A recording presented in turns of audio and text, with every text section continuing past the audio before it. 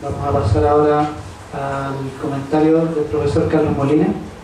quien es médico, cirujano, vicepresidente de la Sociedad Chilena de Historia de la Medicina y magíster en Historia por la Universidad de Chile. Actualmente es académico de la Universidad de Viña del Mar en la carrera de Pedagogía de Historia y Ciencias Sociales. Entre sus publicaciones se encuentran Institucionalidad Sanitaria en Chile entre 1889 y 1989, y en coautoría con el profesor Jaime Mazardo acá y otros, Historia de la Protección Social de la Salud en Chile. Entonces damos paso al comentario del profesor Molina.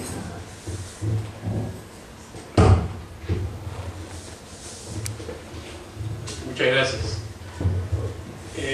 Lo primero que quiero hacer es expresarles mi agradecimiento por esta oportunidad de estar en esta iniciativa del taller de Historia Política de la Universidad de Valparaíso. Es sorprendentemente grato para mí, que soy probablemente de los más viejos de esta sala, o de los más antiguos de esta sala, encontrar una iniciativa como esta poblada de jóvenes estudiantes, casi todos de pregrado. Quiero contarles que el martes pasado, y esto no debe ser nuevo, en la genealogía de esta iniciativa debe haber algo que tiene que ver con lo que está ocurriendo, con esta necesidad de denunciar la ilegitimidad institucional y moral en que nos hemos movido desde hace ya muchos años. Quiero decirles que el martes pasado, a la hora del crepúsculo, fui invitado a la Facultad de Medicina de la Universidad de Chile en Santiago por un grupo de estudiantes que, como consecuencia de las movilizaciones del año recién pasado, iniciadas el año recién pasado, crearon lo que llamaron ellos un centro de pensamiento crítico en salud, que abarca estudiantes de la Facultad de Medicina y de otras facultades de la Universidad de Chile, y que ha tenido por propósito nada menos que eso: colocar explosivos ideológicos y de contenidos profundos debajo de la línea de flotación de la hegemonía ideológica que ha imperado en las conceptualizaciones sobre la salud pública y la salud colectiva en Chile y en el occidente durante muchos años. Otra iniciativa estudiantil de pregrado que es un resultado más de lo que está ocurriendo y que ojalá siga. Por lo tanto, mis saludos y mi agrado por eso. Debo decirles, además, que a mí me tocó, por decisión del profesor Sergio Bres, participar en la presentación número 1 que se hizo de este libro en la Sala América de la Biblioteca Nacional, me parece que en septiembre del año pasado. Y de ahí a esta parte he aprendido bastante respecto de este libro. Y una de las cosas que he aprendido de este texto es la importancia que yo creo que ha tenido la obra de Jaime Mazardo respecto de las profundidades intelectuales del pensamiento de Recabarren y la vigencia de Recabarren en lo que está ocurriendo en Chile hoy, y que tiene y pasa, a mi juicio, por la columna vertebral y por la médula del trabajo de Sergio Bres. Debo decir que cuando uno abre el libro de Sergio Bres, tratando de, a los que no han leído, interesarnos en el asunto, nos encontramos en primer lugar con un epígrafe complejo. Se trata este epígrafe de una combinación de evocaciones textuales del Manifiesto Comunista de 1848 y de un artículo de Luis Emilio Recabarren de abril de 1922, que yo he percibido no solo como una cita, no como un epígrafe común y corriente, sino como una sentencia que se presenta con rasgos de una analogía que no puede pasar desapercibida para ningún lector que tenga algún tipo de compromiso con lo que está comenzando a leer. De la primera cita, de 1848, se lee cuál es la posición de los comunistas con respecto a los proletarios en general. Los comunistas no forman un partido aparte, opuesto a los otros partidos obreros. No tienen intereses que los separen del conjunto del proletariado. No proclaman principios especiales a los que quisieran amoldar el movimiento proletario en las diferentes fases de desarrollo, porque pasa la lucha entre el proletariado y la burguesía, representan siempre los intereses del movimiento en su conjunto. Ojo, el objetivo inmediato de los comunistas, dicen Marx y Engels en aquel súper y supremo panfleto, el objetivo inmediato de los comunistas es el mismo que el de todos los demás partidos proletarios: constitución de los proletarios en clase, derrocamiento de la dominación burguesa, conquista del poder político por el proletariado. Cierre comillas. De la segunda cita, la de la carta de Recabarren del 22, se lee: ¿qué es el Partido Comunista? En primer lugar, no es ni será jamás un partido político, puesto que no admitirá nunca relaciones políticas con los partidos de la clase capitalista. La acción electoral solo la admitimos como un instrumento de lucha y con carácter revolucionario, nunca con carácter político. Ojo. Sus miembros esparramados en todos los sindicatos ayuden a dirigir la marcha del proletariado hacia el triunfo final de nuestras aspiraciones de abolir el sistema capitalista con todas sus injusticias y miserias. Una reflexión mía sobre este epígrafe. La convergencia esencial de los contenidos citados en este epígrafe puede representar, en mi opinión, la inspiración que el autor del libro, Sergio Grez, nos ha querido transmitir, en el sentido que en ambos casos sus protagonistas originales marcaron como condición esencial que los partidos comunistas deben ser siempre cualitativamente distintos de todos los partidos representantes de las clases dominantes y que debían tener como propósito la abolición del sistema capitalista y todas sus lacras. Pregunta para cada uno de nosotros si esa reflexión mía, que yo siento que nos inspira el autor, es o están ustedes o el lector de acuerdo. Grez aborda el objeto de estudio, en mi opinión, desde sus profundas y sostenidas motivaciones con una decisión muy importante, con gran pertinencia historiográfica y con una gran y permanente rigurosidad metodológica y una encomiable, diría yo, audacia política, que debe estar presente en la obra del historiador que arranca o pretende arrancar la lectura del pasado desde los motivos del presente. Se trata, en mi opinión, en este texto, de historizar el comunismo en los inicios de su existencia como un movimiento social, con una voluntad política original de transformación de la sociedad de envergadura totalizadora que garantizaba la emancipación de los trabajadores chilenos del capitalismo, tarea que solo podía ser, como ellos lo dicen, la obra de ellos mismos. La decisión del autor para abordar este objeto de estudio se refuerza, además, en mi opinión, con la pertinencia historiográfica de la investigación. La pertinencia es, respecto a la historiografía, en mi opinión, una cuestión siempre abierta a discusión. Por eso me parece oportuno, en esta oportunidad, hacer una reflexión y entregar una opinión sobre esto.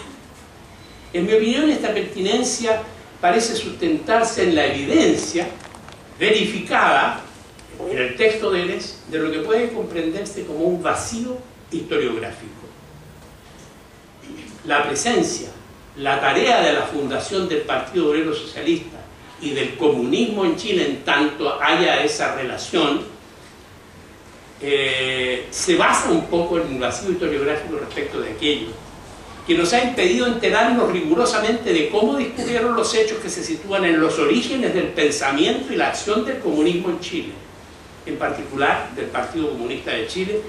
de tan singular e innegable trascendencia en el desarrollo y maduración del movimiento popular chileno durante el siglo pasado. En mi opinión, se trata efectivamente de un gran vacío historiográfico, que no solo debe ser cubierto por la historiografía, sino también requiere ser historizado en sí mismo, porque se dilata este vacío y se expande como un componente muy importante del olvido y de la amnesia de la capacidad de representación política y poder transformador del sujeto popular chileno, no obstante su expansión y ascenso en los años posteriores. Este vacío historiográfico, en mi opinión, es un vacío intencionado, lleno de intención, que está vinculado con este olvido, con esta amnesia indispensable, y de la cual da cuenta claramente Sergio Brescia. Yo creo que este trabajo que se presenta ahora entra con decisión, y a pesar de los riesgos que ello implica, en el debate con las posturas que han pretendido dar por excluida de lo social la voluntad política de los sectores populares, expresada en partido, con minúscula, en organización política y en una praxis ciudadana que cubrió, de una manera o de otra, desde Recabarren y sus camaradas, con carácter de fuerza motriz, los espacios y escenarios públicos chilenos durante la mayor parte del siglo XX, y que hoy parece reavivarse una vez más. Ojo, la necesidad de suprimir y terminar con la pretendida exclusión de lo social del mundo de las voluntades políticas expresadas en organización, para hacer efectivo las aspiraciones, los talentos y los petitorios profundos del movimiento social, hoy más que nunca. Yo creo que Gress se hace parte de este esfuerzo por hacer una historia política de lo social, por historizar la existencia y rol de los comunistas como conciencia y organización vertebral del movimiento popular en Chile,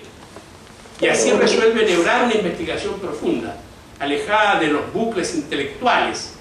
apegada en todo su trayecto a la praxis y a los hechos fundados, superando los sesgos preexistentes y las descalificaciones de cierta historiografía crítica que han terminado finalmente contribuyendo, a mi juicio, a los propósitos del olvido intencionado de la genuina historia de las luchas por la emancipación del pueblo chileno. En consecuencia, al historizar en sí mismo el vacío historiográfico planteado, es posible advertir su vinculación en esta intención con la intención de desarmar la historia del movimiento popular chileno, debilitar la memoria de sus luchas, separar artificiosamente lo político de lo social, desheredar el presente nuestro de hoy de sus tradiciones emancipatorias y de su capacidad de vulnerar el statu quo, que es una herencia de Recabarren y del movimiento que en lo esencial historiza Gress en esta obra.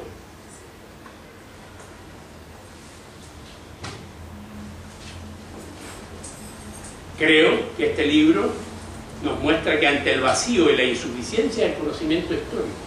acerca de Recabarren y del Partido Comunista, del que fue su fundador, el autor insiste en afirmar las bases de una historia social de la política como un instrumento de consecuencia eficaz de la historiografía para desmitificar la historia de Chile, para legitimar al movimiento popular y sus organizaciones e instrumentos políticos más allá de todos sus errores y de todas sus derrotas. Al cabo, digo yo, de estos últimos 5 lustros, a lo menos, tal vez 6,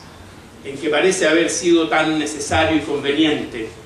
para los sectores dominantes borrar del discurso y la memoria toda mención no agraviante de la genealogía republicana e insurgente del movimiento popular, aparece esta investigación que, a juzgar por su título y fecha de término del periodo estudiado, deja marcado al autor con el compromiso de continuar su línea de investigación, más allá del hecho puntual de la muerte de Recabarren. Ir a buscar el pasado desde el presente, hacer de lo acontecido lo aconteciente, no desde teorías predefinidas, sino desde la observación rigurosa del discurrir de la praxis social y política de lo examinado, es la condición necesaria para hacer del conocimiento histórico así generado un instrumento de operación de la historiografía sobre el presente. Es decir, es realzar la capacidad operativa del conocimiento histórico sólidamente creado en la transformación del presente. Todo esto para mí tiene un sabor especial, el significado de una aventura de alto riesgo para cualquier historiador, y no solo para un historiador como Sergio Grés, sino que para cualquiera de nosotros, de corazón, de algún modo comprometido con el destino y con el trayecto conmovedor del movimiento obrero y popular chileno de la segunda mitad del siglo pasado, con sus triunfos y esperanzas y sus derrotas y sus dolores. Todo ello porque pareciera que cuando el pasado, invitado por una curiosidad contrahegemónica del presente, se acerca mucho a la existencia de la conciencia que lo invoca, se acerca mucho a lo que estamos viviendo hoy día, se revistiera casi con fatalidad de los sesgos que amenazan los dominios del conocimiento a través de las desviaciones hagiográficas o apologéticas de las historias oficiales que se advierten tan necesarias para controlar la rebeldía insurgente permanente de la ciudadanía o para mantener la dominación y el adocenamiento de las clases subalternas por medio del imperio del llamado sentido común o la naturalización de los procesos históricos. Debo decir, en relación, luego de estas reflexiones generales sobre el libro, que el libro se extiende en una serie de capítulos que los voy a fundamentalmente mencionar. Es importante el capítulo que se llama Fundación y Desarrollo del Partido Obrero Socialista. Es importante en esto, a través de las innumerables citas y del rigor metodológico de Grés, especialmente la vinculación con los escritos de Recabarren y sus camaradas, del proceso, la complejidad del proceso de creación y consolidación de la organización. Esto tiene una vigencia hoy día notable. La ciudadanización, la extensión hacia el suelo concreto, hacia la pampa, hacia el caliche de la organización y la natural composición de clases que genera el ir a buscar organización allí, en ese lugar tan concreto como la pampa salitrera. A lo mejor todo esto debe ser fuente de inspiración en este trayecto que el movimiento social en ebullición en Chile debería dar cuenta de la necesidad en su indispensable proceso de construcción de organizaciones y de instrumentos de estas tradiciones recabarrenianas que están ahí y que Grés nos presenta. El texto verifica junto con ello en este capítulo los inmensos grados de dificultad generados por la represión oligárquica en todos los espacios de acción de este partido y su organización sindical, la Federación Obrera de Chile. No obstante, su acción política constituyó una interpelación siempre beligerante al sistema que navegó entre las aguas de la reforma radical y de la ruptura revolucionaria. Hay un párrafo muy extenso y muy interesante sobre la conquista de la Federación Obrera de Chile, de esta gran Federación Obrera nacida por allá por el año 7, me parece, 8, como una expresión del mutualismo reformista creada por unos conservadores, que por allá por 1917, después de las inspiraciones de construir un instrumento de clase ecuménico, universal, que representara los intereses de los trabajadores, Recabarren y sus camaradas se enfocan en la construcción de este instrumento y transforman esta vieja federación o antigua gran federación en la famosa Federación Obrera de Chile como organización clasista. La historia de la creación paralela del partido, de la construcción del partido, con la organización, con el frente de masas de clase, este paralelismo es también parte de una herencia principal del movimiento popular chileno que muestra a Recabarren a la cabeza, que Grés nos relata con mucho rigor en su texto.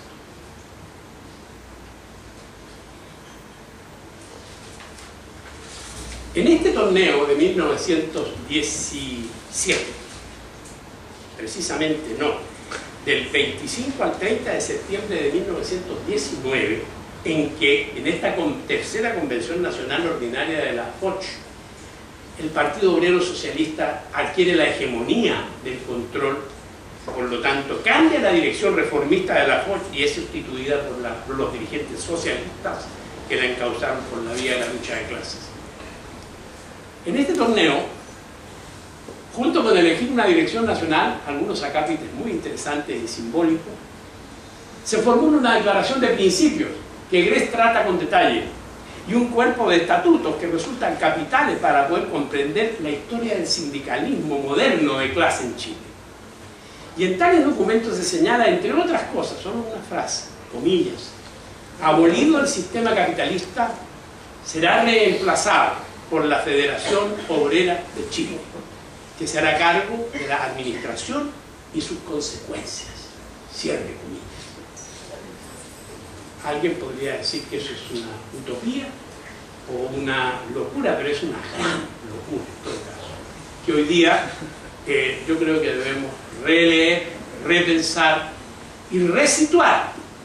en los perfiles sociales y políticos de nuestra contemporaneidad. Dice por ahí Recabarren, tan convencido como estaba, dice, sería la Federación Obrera y no un partido o una alianza de partidos quienes reemplazarían al capitalismo en Chile. Tan claro estaba Recabarren que después de decir, poco tiempo después de decir esto, diría que ello le otorgaba a la Foch un carácter perfecto de clase, porque la organización obrera se había dado cuenta de que necesitaba tener como, comillas, meta la socialización de los medios de producción y de cambio, ya que de otra manera la acción por el mejoramiento de las condiciones de vida resultaría una labor eterna y estéril. Dos palabras sobre otra de las cosas que a mí me parecen capitales de esta obra interesantísima de Gress. La más riesgosa para él, creo yo, porque lo ha hecho meterse probablemente en un escenario, en el área chica de los escenarios, a lo mejor sin haberlo pretendido, más de alguna patadota debe haber recibido por ahí. Yo hago un comentario y asigno una importancia a algo que Jaime Mazardo ha estudiado latamente y que se refiere a la originalidad y a la vigencia hoy día de los fundadores. Las tradiciones políticas de origen libertario, demócrata, republicano y socialista que pueblan el discurso de Recabarren y su conducta, ojo, libertario, demócrata, republicano y socialista, tanto al interior de su organización como fuera de ella, se encuentran, desde mi punto de vista, en la raíz genuina de la praxis del Partido Obrero Socialista y del Partido Comunista de Chile. En la raíz. Hay que tomar en cuenta que ni en el Partido Obrero Socialista, ni en el Partido Comunista de Chile, fundado el 22, el cambio de nombre prácticamente, no hubo divisiones mayores a la hora de enfrentar no solo las peores amenazas políticas originadas por la oligarquía chilena de la época, sino también a la hora del proceso de transición del uno al otro. No hubo divisiones sustantivas, puesto que el Partido Obrero Socialista fue capaz de convertirse en comunista sin desgajamientos mayores, de acuerdo a las condiciones que planteaba en aquel momento la Internacional Comunista. No debe ser omitido de este análisis, en mi opinión, que a diferencia de otros partidos comunistas, el origen del Partido Comunista de Chile no fue el fruto de divisiones por la izquierda de los partidos socialistas, cosa que ocurrió en el resto de nuestra América, sino, como lo señala Gress, y lo cito textual, el resultado de un largo proceso de experiencias sociales y políticas de una franja radicalizada de trabajadores que habían avanzado desde la adscripción de las posturas reformistas del Partido Democrático hasta la adhesión al comunismo de la Tercera Internacional, pasando durante una década por una fase intermedia, el Partido Obrero Socialista, en la que por aproximaciones sucesivas y sin rupturas, la mayoría de su militancia fue aproximándose casi naturalmente al comunismo. Cierre de comillas. textual de Gres. La originalidad que se proyecta de la investigación de Gres se ve reforzada, en mi opinión, por la calidad y el modo como se establecieron, por ejemplo, las relaciones entre el Partido Comunista de Chile, ya con ese nombre, 1922, y la Internacional Comunista.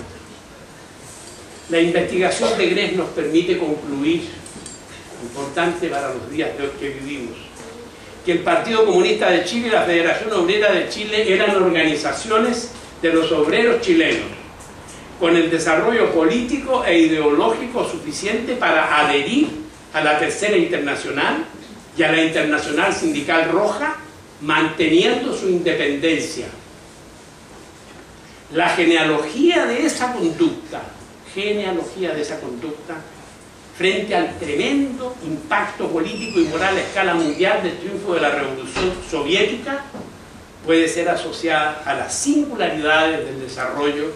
del pensamiento político de Recabarren y sus camaradas.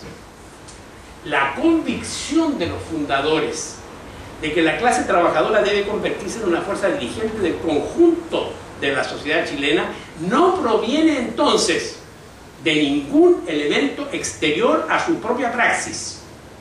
Esto es una herencia legítima del movimiento social chileno, que ha pretendido ser alterado de distintas formas y modos, sino de la firmeza del desarrollo de su conciencia de historicidad, lo que resulta revelador de una radical concepción de la democracia. Eso es lo que nos han heredado estos caballeros de 1902. Es esta originalidad fundacional del comunismo chileno la que, más allá de los acontecimientos y cambios en la organización del Partido Comunista a partir de 1927 y la bolchevización del partido, etc., perdura. Es esa originalidad la que perdura en la memoria del movimiento popular chileno, es la raíz del alumbramiento del pensamiento de Salvador Allende y de la unidad popular, y que hoy le otorga en el movimiento social del presente una singular vigencia a las convicciones de Recabarren. Quiero decir una cosa breve sobre la muerte de Recabarren. Vale la pena mirar la muerte de Recabarren. Forma parte de los ocultamientos oficiales, de las historias oficiales.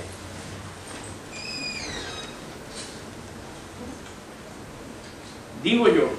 la muerte de Recabarren, que es un detalle en el proceso histórico, no es un acto de significación historiográfica per se, el desaparecimiento de Recabarren. En eso yo estoy de acuerdo con la legítima arbitrariedad y derecho del historiador de determinar su objeto de estudio y el periodo que quiere estudiar cuando él quiera. Pertenece a su libre albedrío. La muerte de Recabarren y sus detalles necesarios e indispensables de conocer, así como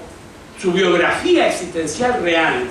desprovista de exageraciones épicas o falsedades hagiográficas, ha pertenecido desde su muerte al campo, sobre todo en la generación mía, al campo de las cuestiones ocultas, al espacio del vacío o insuficiencia historiográfica del que yo hacía mención al principio, y que le otorga una gran pertinencia histórica a esta investigación. Este oscurecimiento o escaso conocimiento de su vida personal y de su muerte puede haber sido utilizado para reforzar el mito de los hombres indestructibles, de los hombres irreales, templados en el acero, de las eternas luchas del proletariado internacional. O bien, puede haber sido utilizado para proteger y otorgar verosimilitud a las descalificaciones y condenas políticas que sufrió después de su muerte don Luis Emilio Recabarren, como una condición necesaria para ajustar a las coyunturas históricas los párrafos de las historias oficiales y de las nuevas decisiones políticas convenientes. Dos cosas, una cosa final, para el final. Los tiempos históricos son muy complejos y diversos. Este libro apareció en el año 2011. Yo pienso que ese y este tiempo es un tiempo altamente promisorio en que ha emergido un nuevo movimiento social que sigue cada vez multiplicando sus formas de expresión, renovando sus esquemas, sus tácticas de lucha, disipando el desaliento nuestro y devolviéndonos las esperanzas de reaparición de la soberanía ciudadana y de una nueva forma de hacer política en Chile. Se trata de una curiosa y atractiva sincronía entre la memoria del movimiento obrero y popular, que nos muestra Sergio Grés, en este caso, la memoria del sujeto social expandido del siglo XX y el inconsciente colectivo encarnado en las nuevas generaciones ciudadanas. Este movimiento social múltiple, diverso y de un ámbito muy abierto ha recogido la fuerza del pueblo mapuche, que ya está más allá de las meras reivindicaciones originales y de suelo, y se ha transformado en un sólido etno-nacionalismo mapuche. También reemerge con profundidad cultural mayor la necesidad de construir un nuevo ordenamiento institucional que se sostenga y reproduzca en la armonía fundamental con la naturaleza, más allá de pequeños ecologismos menores. Y desde abril del 2011 hasta ahora, el estallido estudiantil y ciudadano por la transformación estructural de los procesos educativos, es decir, de las formas totalizadoras de reproducción del orden social, político, económico y cultural vigente del país, es decir, la necesidad de transformar el país completo. La sincronía y la analogía entre este movimiento ciudadano de hoy, en mi opinión, y el movimiento social de fines del siglo XIX, hecho partido político en 1912, tiene que ver con el hecho principal que comparten, en mi opinión, la denuncia y el rechazo por la soberanía popular de la ilegitimidad original que generó el orden portaliano del siglo XIX, asentado en el poder militar desde el IRCAI hasta la cuestión social y las masacres obreras, y en la ilegitimidad también original del orden social y político e institucional vigente en Chile desde el golpe militar de 1973. En ambos casos se trata de una ilegitimidad genealógica, hecha hegemonía sin jamás una consulta válida, a sangre y fuego, y por la vía de la coacción y el disciplinamiento social para consagrar el peso de la noche colonial de Portales, el terrorismo de Estado de Pinochet y el neoliberalismo desregulado del capitalismo salvaje. Yo pienso que este marco es el marco que le ofrece a la investigación de Grés, que está apareciendo, el mejor escenario imaginable y que le podrá franquear, creo yo, a la historia social del futuro cauces instrumentales y metodológicos de su pertinencia y relevancia histórica, en la medida que el valor heurístico del conocimiento histórico rescatado, validado, hecho fundamento histórico, deje el ámbito del paraninfo académico y sea consumido, realizado, expresado en partido, incorporado, como creo yo, a la convicción y a la inspiración de la praxis social colectiva. Muchas gracias.